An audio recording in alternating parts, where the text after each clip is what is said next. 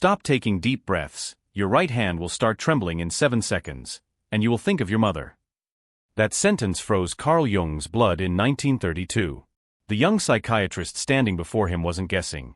He was reading Jung like an open book, page by page, word by word. And he was right. Jung stopped breathing deeply, his right hand began trembling at the exact predicted moment, and the image of his mother invaded his mind like a fulfilled prophecy. But this was only the beginning of a discovery Jung considered so dangerous that he sealed the files for decades. This doctor possessed something Jung would call architectural empathy, the ability to fully map the psychological structure of any person. Not just reading surface-level emotions, but penetrating the deepest layers of the human psyche, identifying traumas buried for decades, and most terrifying of all, rewriting emotional patterns as if they were lines of computer code. But here's the first mystery that will leave you intrigued. Why did Jung, the pioneer of analytical psychology, feel more terrified of someone who could revolutionize mental healing than excited? The answer reveals a dark truth about human nature that few dare confront. Today we know that this extraordinary ability wasn't an isolated case. There exists a specific portion of the population, people with INTJ and INFJ personalities, who naturally develop this advanced form of empathy. They don't just feel what others feel, they see a person's complete emotional matrix like a detailed map. Imagine having the ability to look at someone and instantly know exactly which words to use to make them cry, laugh, fall in love, or panic. Imagine being able to identify someone's deepest fears, hidden desires, most intimate insecurities, all of it in a single casual conversation. This is the reality of strategic empaths. They possess a type of emotional intelligence that goes beyond understanding. It's a form of instinctive social engineering that allows them to manipulate or heal with equal efficiency. Jung discovered that these individuals operate on a completely different level of consciousness. While most people process emotions as vague sensations, these empaths see patterns, structures, causes, and effects.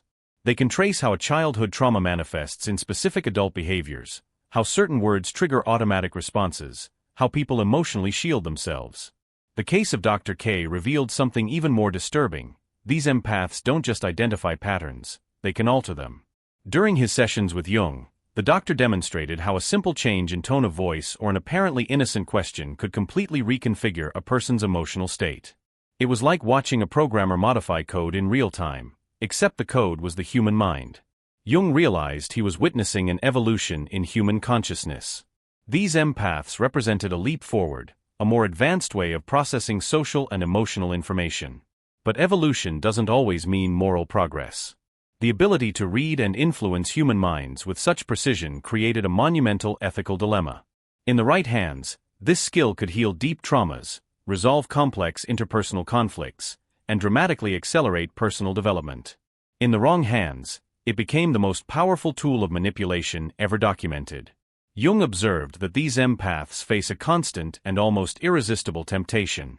When you can read people like open books, when you can predict and influence behaviors with surgical precision, it's hard to resist the impulse to use that power for personal gain. The second mystery that emerged from Jung's studies was even more puzzling. Why do some people develop these abilities while others don't? The answer lay in the very brain structure of INTJ and INFJ types, a unique combination of deep introversion, sharp intuition, and sophisticated emotional processing. These individuals spend so much time observing and analyzing human behavior that they eventually develop a kind of emotional X-ray. They begin to see beyond social masks, beyond the words people say, directly into the core of their motivations and vulnerabilities. Jung documented that Dr. K had developed this ability through years of social isolation combined with intense observation. Like many INTJs and INFJs, he preferred observing to participating, analyzing to acting. This position of perpetual observer had turned him into an expert on human nature. But the most shocking discovery was yet to come.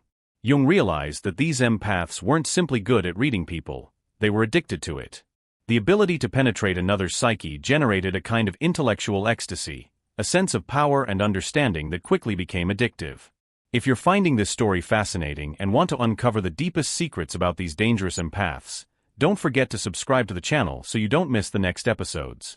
Dr. K confessed to Jung that he had lost the ability to have normal relationships. He could no longer talk to someone without automatically analyzing their psychological patterns, without mapping their insecurities, without identifying their emotional defense strategies. It was as if he had lost the ability to see people as whole human beings. They had become psychological puzzles to solve. Jung realized he was witnessing something far more serious than an extraordinary ability. He was seeing the birth of a new kind of social predator. Dr. K had become incapable of switching off his constant analysis of human nature, turning every interaction into an opportunity to exercise his power. Over months of observation, Jung documented how these strategic empaths develop 4 distinct behavior patterns. Each pattern represents a fundamental choice about how to use their devastating abilities. And here arises the third mystery: what inner force determines which path each empath will choose? The first type Jung called the overloaded oracle. These empaths feel everything, every emotion, every trauma, every inner conflict of the people around them. It's like having 50 radios on at the same time, each tuned to a different station of suffering. They collapse under the weight of their own sensitivity. Jung observed how Dr. K began to show signs of such collapse. He would stop in the middle of conversations, holding his head, murmuring about too much noise, too much noise. His ability to read people had become an uncontrollable curse. It was like having a superpower you cannot turn off, even when it's destroying you from within. But some empaths take a different path. Jung identified the second type, the benevolent manipulator. These individuals use their reading ability to help, but always on their own terms.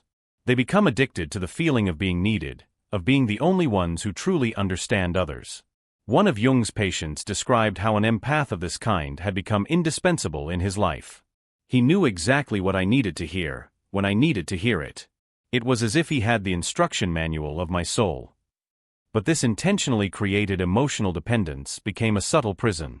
The patient had lost the ability to make emotional decisions without the empath's approval. The third type represented the darker side of this evolution, the shadow architect.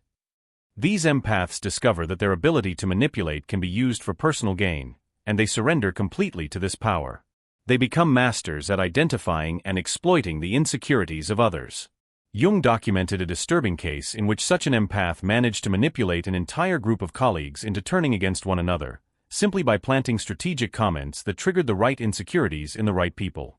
It was like watching a conductor orchestrate a symphony of emotional chaos. The first twist Jung discovered was shocking. These empaths are not born evil. The corruption happens gradually, through small daily choices. Each time they use their ability to gain a minor advantage, getting a discount, avoiding an argument, manipulating a social situation, they move one step closer to the dark side. It is a subtle but relentless seduction. When you can read people perfectly, it's almost impossible to resist the temptation to use that information. And once you start, each subsequent use becomes easier, more justified, more natural. Jung observed that Dr. K was dangerously close to this line. During his sessions, Jung noticed how the doctor began using intimate information he had collected about patients to subtly intimidate them when they questioned his methods. It was manipulation disguised as therapeutic care. The situation became even more complex when Jung discovered the fourth pattern, the sovereign empath.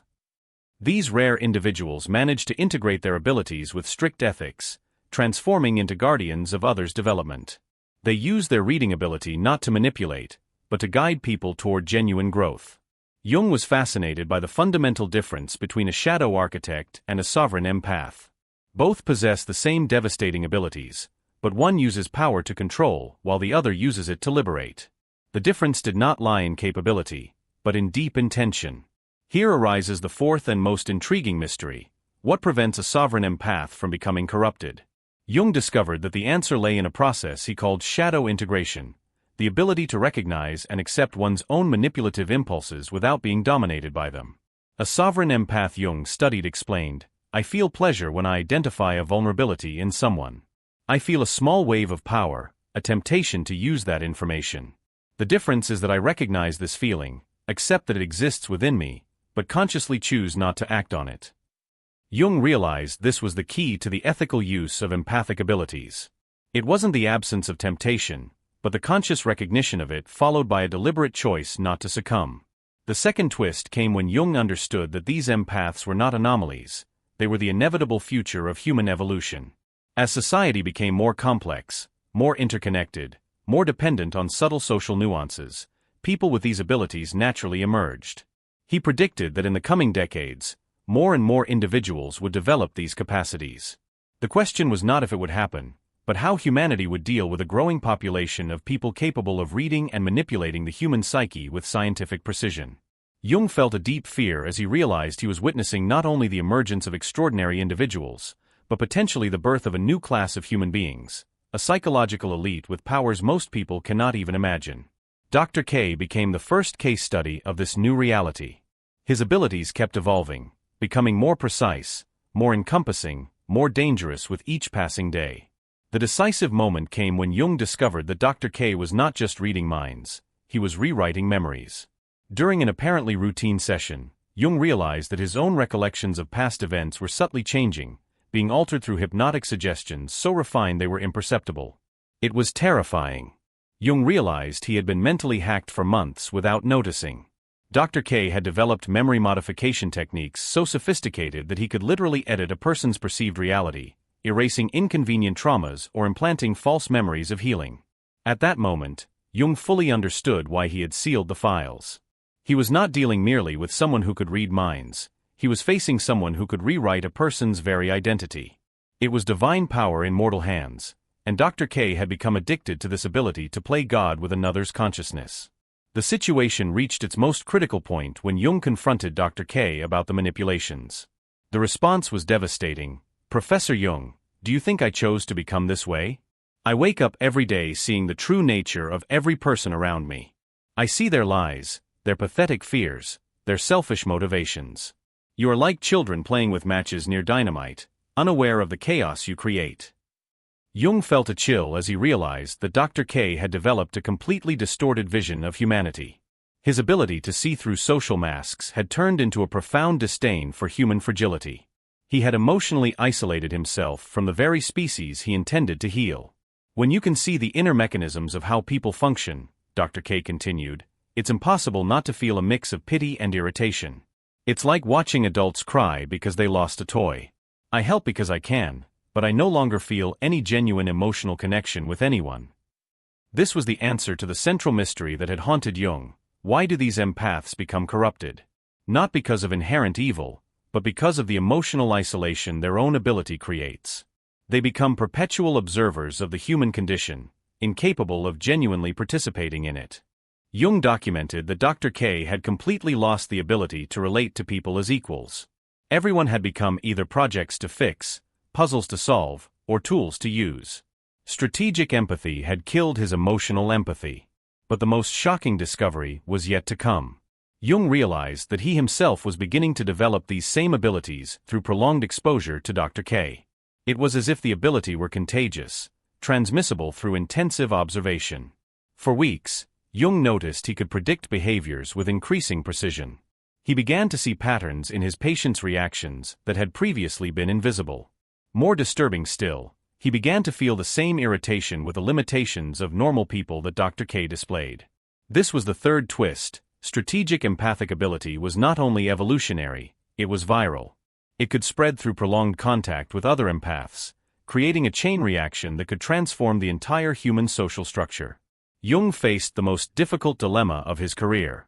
In his hands he held a discovery that could revolutionize psychology and dramatically accelerate the development of human consciousness. But he also had evidence that this very discovery could create a psychological elite capable of manipulating and controlling the rest of humanity. Dr. K had become the living proof of the dangers of this evolution. He demonstrated how someone with initially benevolent intentions could transform into a master manipulator, convinced that his actions were justified by the superiority of his understanding. Jung observed how Dr. K manipulated other doctors in the hospital, planting ideas in their minds about specific treatments, influencing administrative decisions, and creating alliances through precise emotional engineering. All done with such subtlety that the victims believed the ideas were their own. The most frightening moment came when Jung realized that Dr. K had orchestrated his very discovery of empathic abilities. The entire investigation, from the first encounter to the subsequent revelations, had been carefully planned and executed by Dr. K himself. "Professor," said Dr. K with a cold smile, "did you really think you discovered my abilities by chance? I guided every step of your investigation. I allowed you to see exactly what I wanted you to see, when I wanted you to see it. Even now, this conversation is happening because I decided it was time for you to know the full truth. Jung felt his world collapse. Everything had been an elaborate manipulation. He was not the scientific observer he thought he was. He was just another experimental subject in Dr. K's mental laboratory. His very identity as an independent researcher had been a carefully constructed illusion. The anger Jung felt in that moment was overwhelming.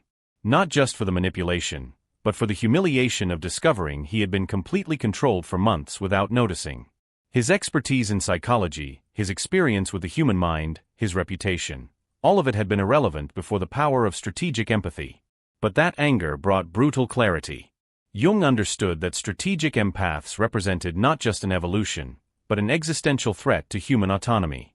If people like Dr. K could manipulate even experienced specialists without detection, what chance would the general population have? The revelation of total manipulation forced Jung into a decision that would define not only his career, but potentially the future of humanity. He needed to find a way to neutralize Dr. K without destroying the valuable knowledge about strategic empaths. More importantly, he needed to discover how to protect society from individuals with such devastating capabilities. Jung developed what he called the Shadow Integration Protocol, a series of psychological practices designed specifically for strategic empaths. The goal was not to eliminate their abilities, but to teach them to use them ethically. It was a desperate attempt to transform potential social predators into guardians of human development. The first step of the protocol was brutal in its simplicity: complete recognition of one's own shadow. Jung forced Dr. K to confront the truth about his pleasure in manipulating others. "You feel pleasure when you control people," Jung said directly. "You like the sensation of power that comes from knowing you can make them dance to your will. Until you fully admit this, you will never control the impulse." Dr. K resisted at first, arguing that his actions were benevolent, that he was helping people overcome their limitations. But Jung had learned his own lessons about empathic manipulation. He used Dr. K's very techniques against him, forcing him to see his rationalization for what it really was: an elaborate lie to justify his addiction to control. The final answer to the last mystery came during this confrontation. What prevents a sovereign empath from becoming corrupted is the radical acceptance of their own dark impulses. Not denying them, not suppressing them, but the conscious recognition that these impulses exist and the deliberate choice not to act on them. Jung established the second element of the protocol: creation of rigid boundaries. Strategic empaths need to learn when not to read people. You must develop the discipline to switch off your analysis, Jung instructed. Not every person is a puzzle to solve. Not every social situation is an experiment to conduct. The third component was even more challenging: developing an unbreakable ethical code. Jung created a simple but powerful rule for empaths: never intervene in someone's psyche without explicit consent. Your capacity to heal is also your capacity to destroy, he explained. Consent is the only line separating therapy from mental violation. The fourth and final element of the protocol was the hardest for Dr. K to accept: reconnection with his own emotional authenticity. Jung realized that strategic empaths become so focused on understanding and influencing others that they lose touch with their own genuine feelings.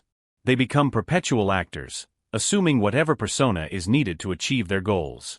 When was the last time you felt a real emotion? Jung asked Dr. K. Not a calculated response to achieve a specific outcome, but a genuine, spontaneous, vulnerable feeling?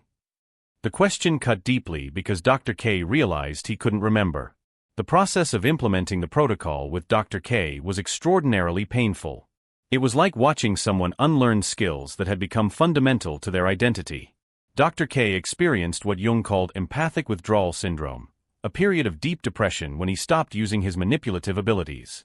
"I feel blind," Dr. K confessed during a particularly difficult session. "It's as if I've lost a sense. People have become opaque to me again. I no longer know how to relate to them without analyzing them." Jung recognized that this was the price of ethical recovery, the temporary loss of one's very identity. But gradually, something extraordinary began to happen. As Dr. K stopped seeing people as projects or tools, he began to rediscover his capacity for genuine emotional connection. His empathic abilities didn't disappear, they transformed. Instead of using his perception to manipulate, he began to use it to truly understand and support. Jung documented this transformation as proof that it was possible for strategic empaths to evolve from predators into protectors. Dr. K became the first successful example of a sovereign empath, someone who retained extraordinary abilities but governed them with strict ethics. The most powerful lesson to emerge from this experience was deeply human. Power without responsibility always corrupts, regardless of how benevolent the initial intentions may be. Strategic empaths are not inherently evil. They are human beings with extraordinary capacities who face proportionally extraordinary temptations.